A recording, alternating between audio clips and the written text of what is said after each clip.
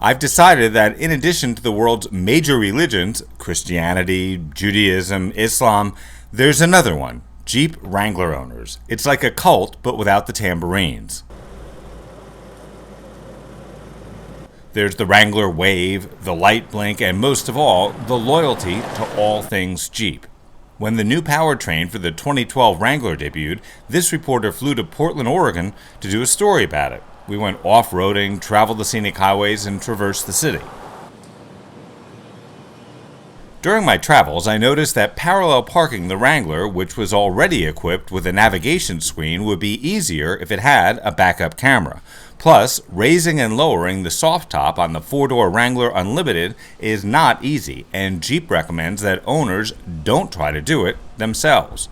I remarked in my review that a power top should be optional. Well, the reaction from viewers was vitriolic enough that it made me wonder if I had said something about their mother. Then again, more people watched that review than any other review I've done, so cheers to your mother.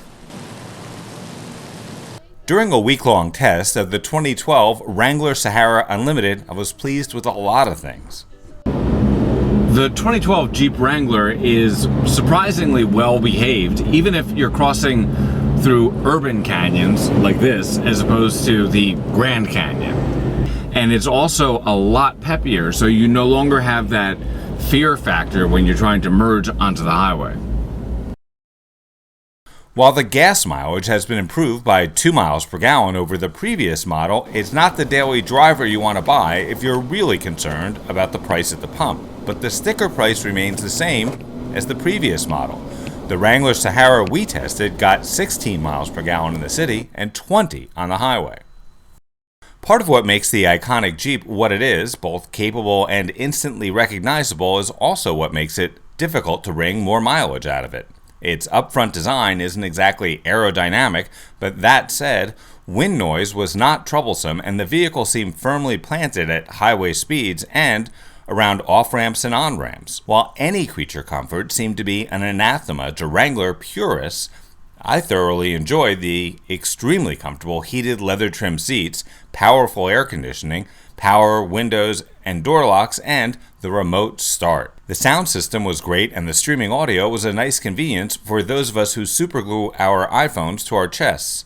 The removable doors are light and therefore easy to open and close, but sometimes I found that I had to almost slam them to make the door ajar warning go off. The 115-volt power outlet in the center console was a great convenience and should probably be on every car, especially in an age where power-hungry consumers seem to use a divining rod to find the nearest outlet to charge their laptop or smartphone in any waiting room, coffee shop, or airport.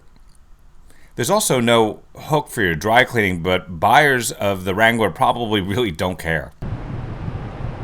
Even though I had to drive the Jeep through a thunderstorm of near biblical proportions, I never felt the need to switch the Wrangler out of two-wheel high to either of the four-wheel drive gear choices. For consumers who prefer the molar-grinding Jeeps of yore, this almost cushy ride may offend their sensibilities, but certainly not their vertebrae.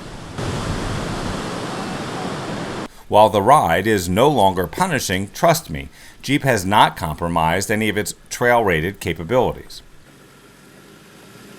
If I can make it climb over a hill and dale, even though one viewer told me to go back to sipping cappuccino in my Range Rover, I'm sure that more experienced off-roaders will appreciate the addition of 40% more horsepower.